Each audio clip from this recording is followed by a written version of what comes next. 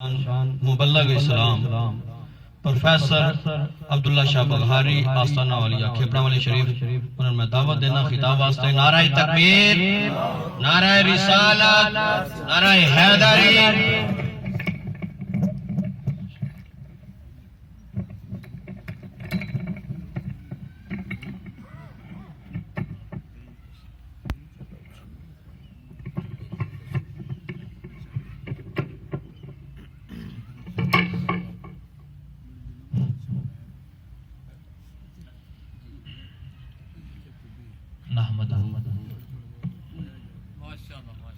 نحمده ونصلي ونسلم على سيدنا ومولانا محمد صلى الله عليه وسلم رسوله النبي الكريم الأمين المكين الحنين الرؤوف الرحيم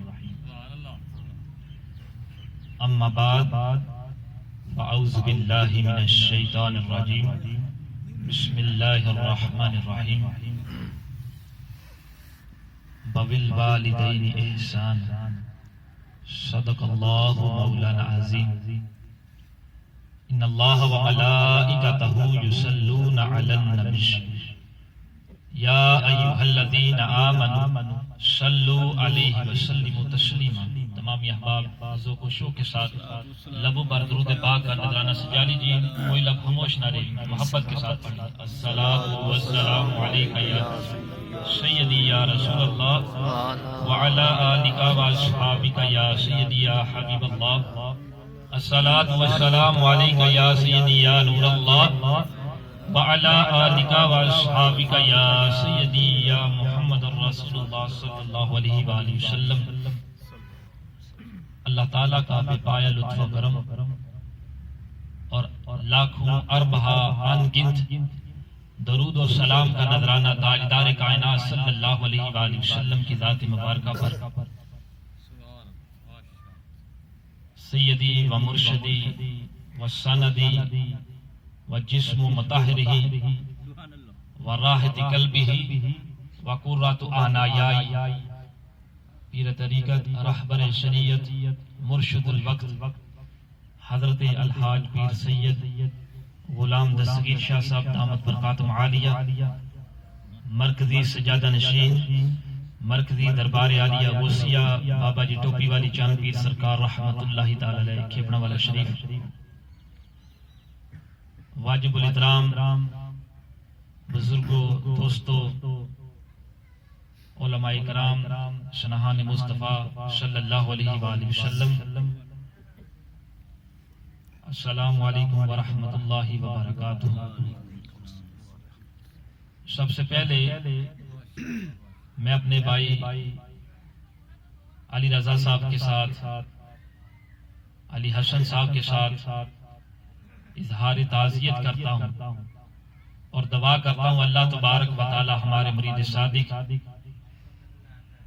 جناب صفدر صاحب کو جنت الفردوس میں اعلیٰ سے اعلیٰ مقام عطا فرمائے اور جملہ وابستگان لواحقین کو دکھ کی اس گھڑی میں صبر جمیل عطا فرمائے۔ حضرات، یہ بات ایک حقیقت ہے کہ موت ہر ایک کو آنی ہے۔ اللہ تعالیٰ نے قرآن پاک میں یہ ارشاد فرما دیا، کل نفس ذائقۃ الموت، ہر ذی روح انسان نے موت کا ذائقہ ضرور چکھنا ہے، اس کا ٹیسٹ جو ہے وہ ضرور چیک کرنا ہے۔ ہر ایک کو موت نے کہ ڈنگ نے ضرور ڈسنا ہے، کیونکہ موت ایک ایسا سانپ ہے جس سے ہر کوئی ڈسا جائے گا، چاہے امیر ہو، غریب ہو، ادنا ہو، اعلیٰ ہو، عرفہ ہو، سب نے موت کا ذائقہ ضرور چکھنا ہے۔ آقا علیہ الصلوۃ والسلام نے اسی لیے فرمایا کہ موت کو کثرت کے ساتھ یاد کرو، یہ لذتوں کو ختم کر دینے والی چیز ہے۔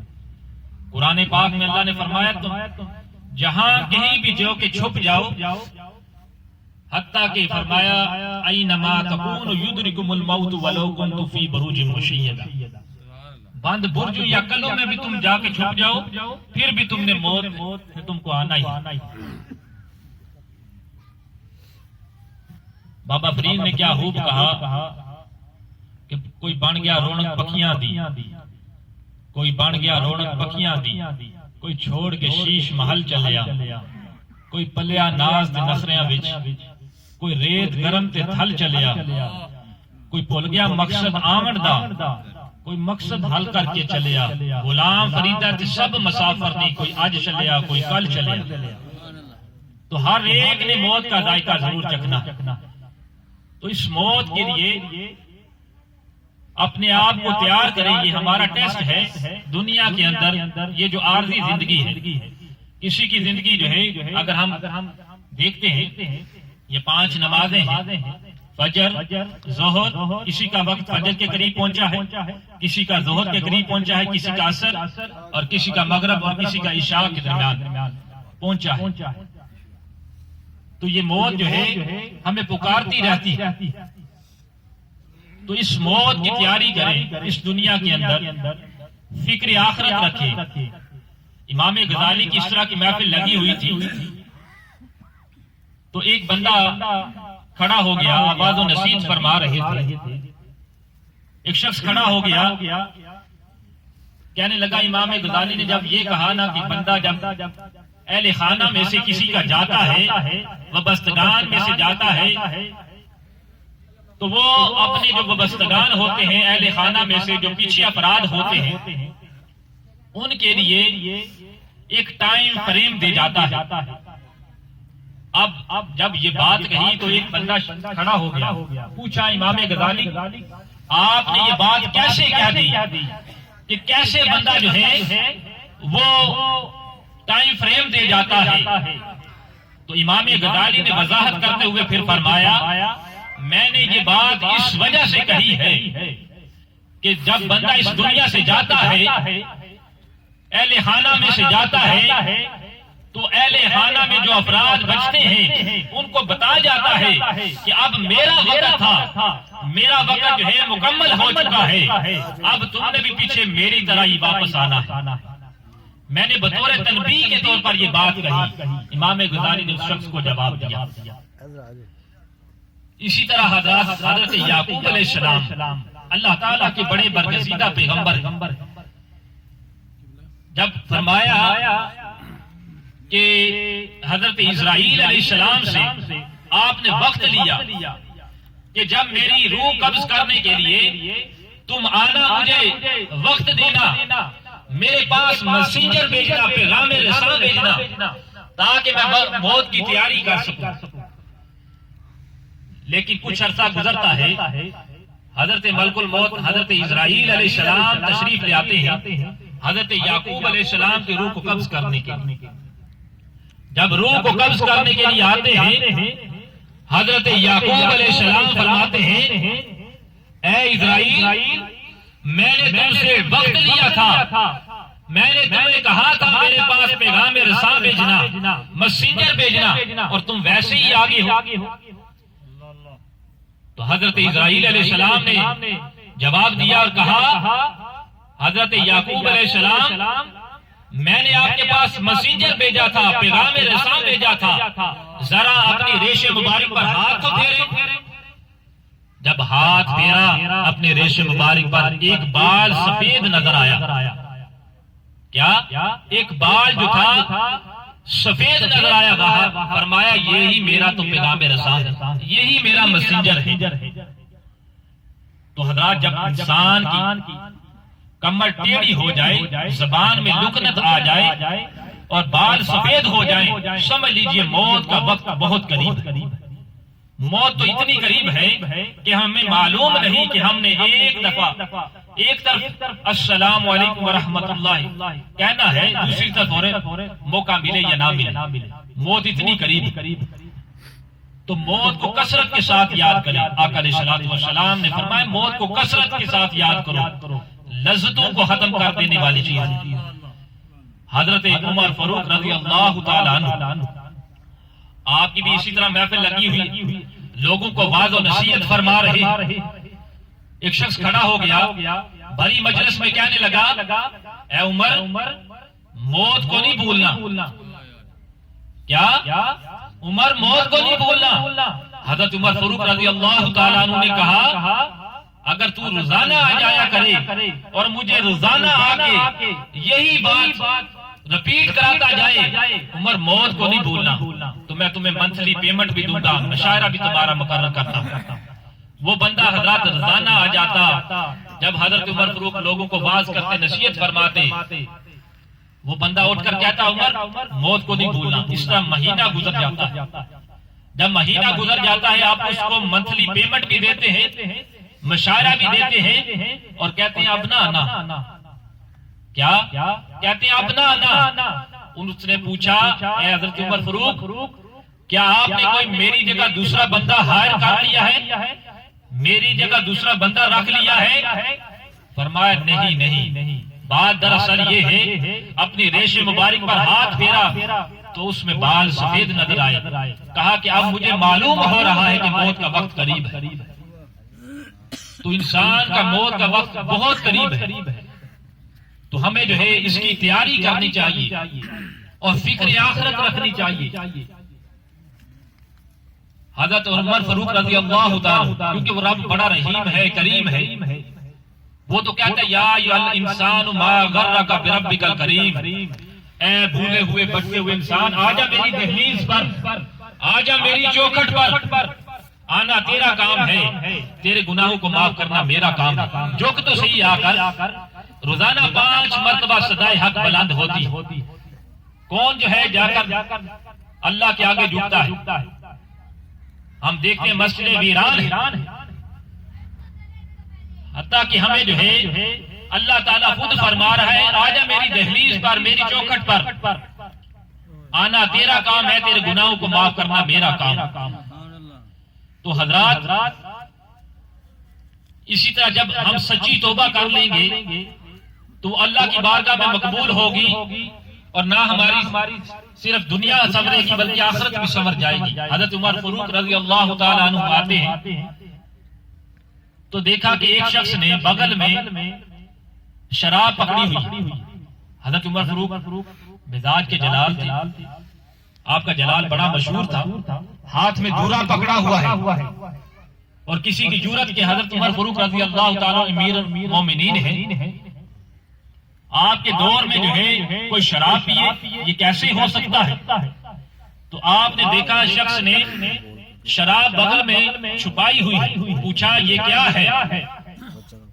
اس نے دل میں حضرات توبہ کر دی اللہ تبارک و تعالیٰ سے، اور یہ بات کہی یا اللہ آج مجھے حضرت عمر فاروق رضی اللہ تعالیٰ کے عذاب سے بچا لے، آج مجھے بخشوا دے، لیکن تو میری خیر نہیں۔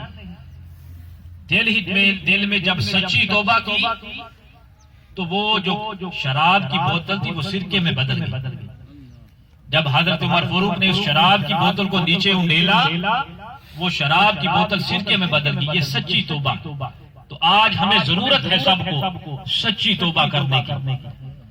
سچی توبہ کریں گے دنیا بھی میں آپ کا نام ہوگا، آخرت کے میں بھی آپ کا نام ہوگا، اور جنت میں اللہ تبارک و تعالیٰ آپ کو مقام عطا فرمائے۔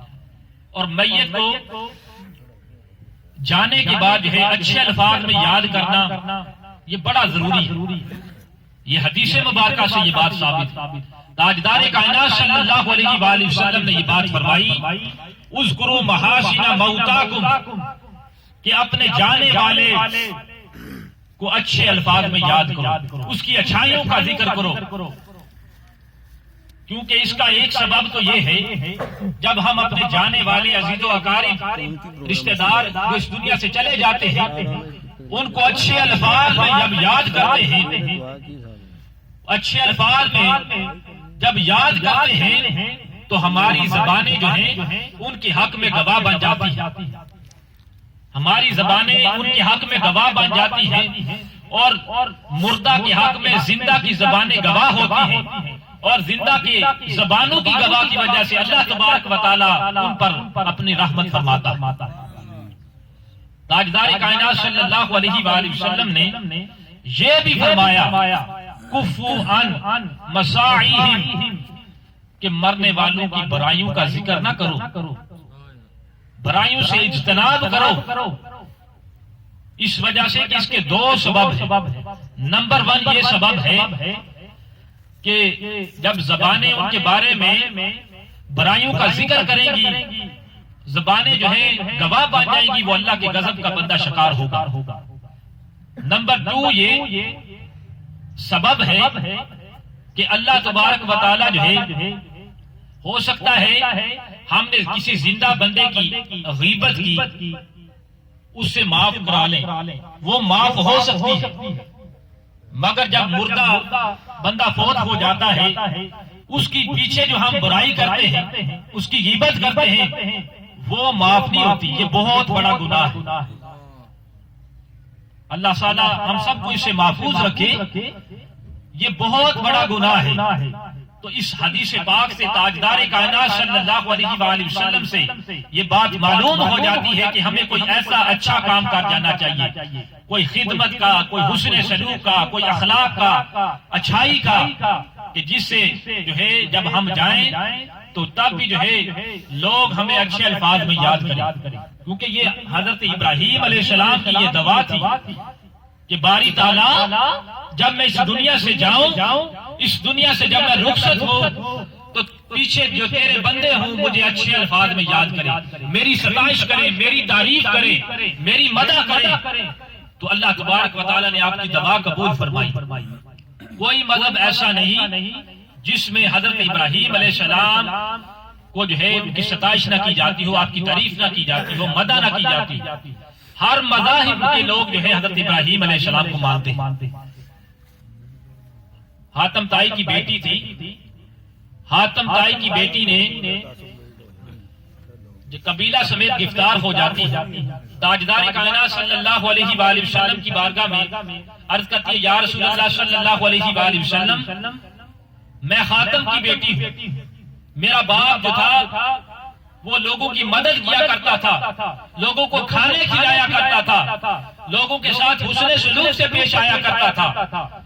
تو تاجدار کائنات صلی اللہ علیہ وآلہ وسلم نے فرمایا، اے بیٹی تو حاتم کی بیٹی ہے، ہم اس کی اچھائیوں کی وجہ سے تمہیں جو ہے آزاد کرتے۔ اس نے کہا، یا رسول اللہ صلی اللہ علیہ وآلہ وسلم، میں اکیلے آزاد نہیں ہونا چاہتی، بلکہ جو ہے میں قبیلے سمیت جو ہے آزاد ہونا چاہتی، میرے قبیلے کو بھی آزاد کریں۔ مجھ کو تو آپ نے آزاد فرما دیا ہے، آزاد کر دیا ہے، لیکن مجھے میرے قبیلے کو بھی آزاد کریں۔ تو تاجدار کائنات صلی اللہ علیہ وآلہ وسلم نے فرمایا، تمہارے باپ کی اچھائیوں کی وجہ سے جو لوگوں کی خدمت کیا کرتا تھا، لوگوں کے کام آیا کرتا تھا، اس کی نیکیوں کی وجہ سے میں تمہیں قبیلے سمیت آزاد فرماتا ہوں۔ قبیلے سمیت جو ہے حاتم تائی کی بیٹی کو آزاد فرما دیا۔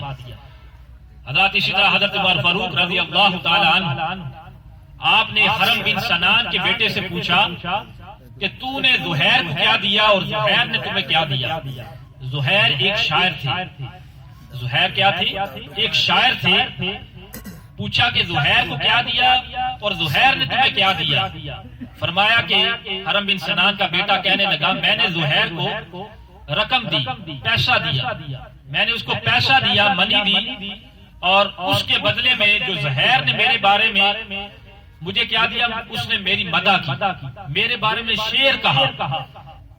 فرمایا حضرت عمر فاروق رضی اللہ تعالیٰ عنہ، جو تم نے زہیر کو پیسہ دیا وہ ان قریب ختم ہو جائے گا، جو رقم دی وہ ان قریب ختم ہو جائے گی، مگر جو زہیر نے تمہارے حق میں تمہارے بارے میں مدح کی، تمہارے بارے میں شعر کہا، تمہیں زندہ و جاوید کیا، یہ ہمیشہ برقرار رہے گا۔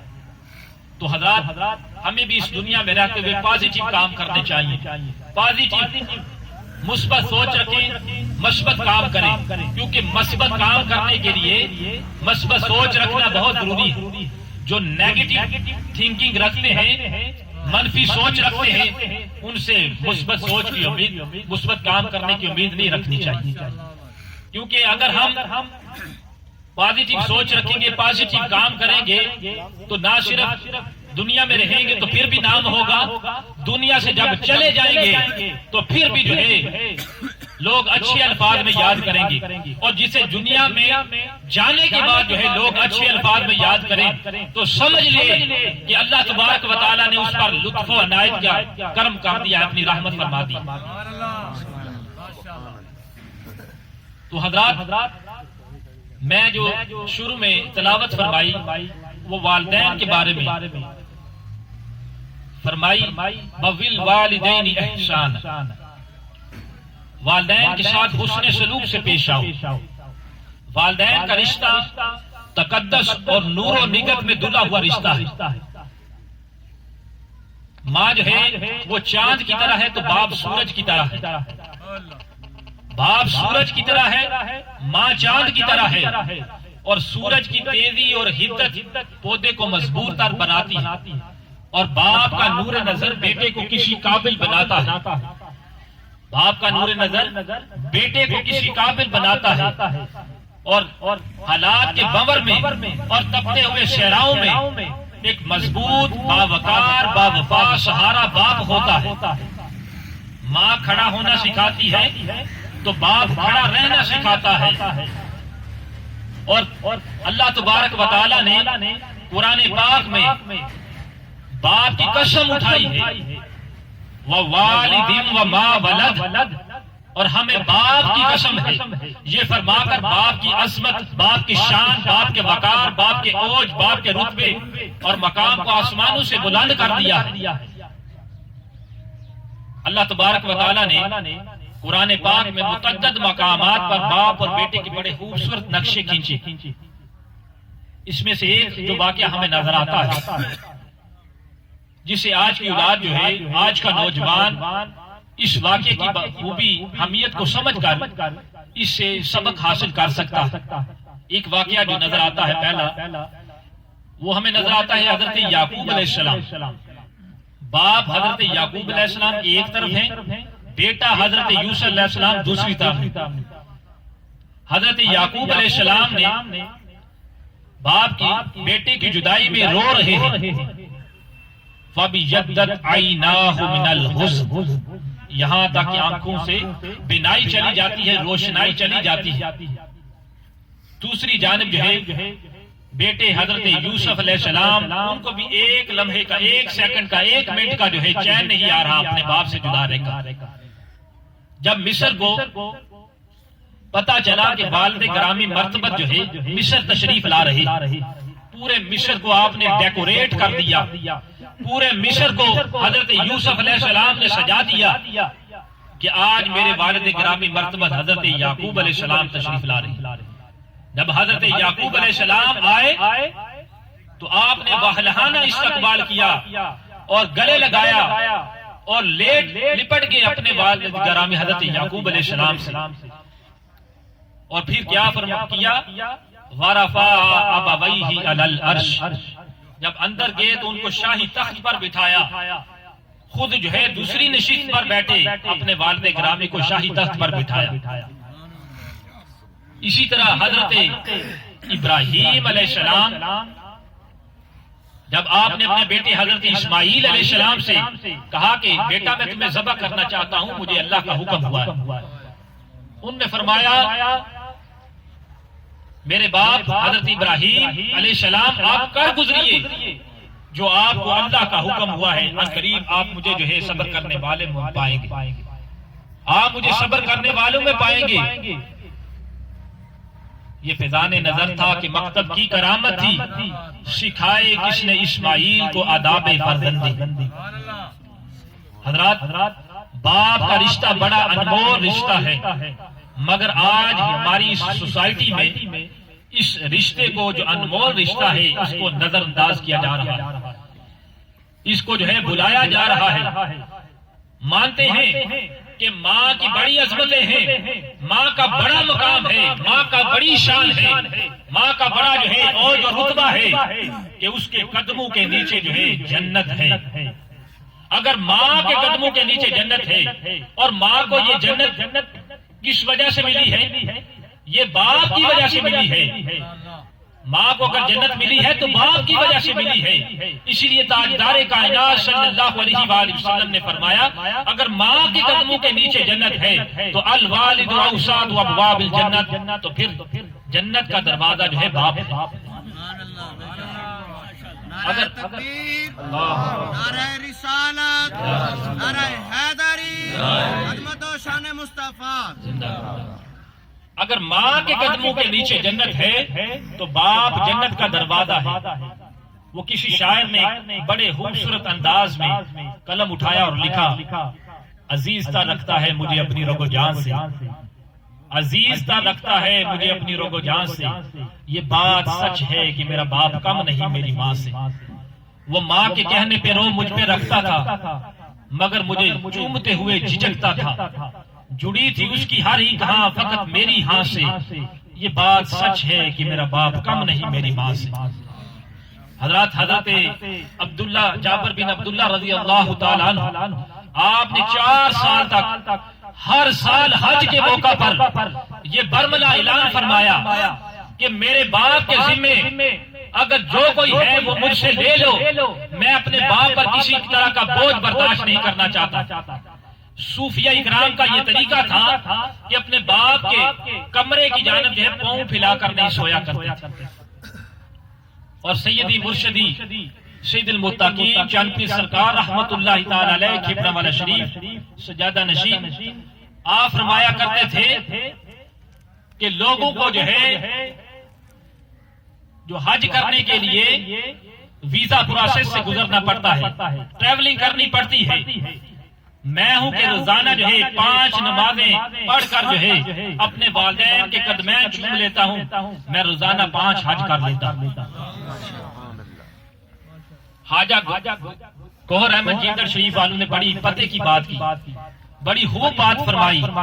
وہ یہ کہ انہوں نے فرمایا ہر اولاد ہر والدین اپنی اولاد کے لیے حضرت جنید بغدادی کی طرح، کیا ہر والدین اپنی اولاد کے لیے حضرت جنید بغدادی کی طرح ہے.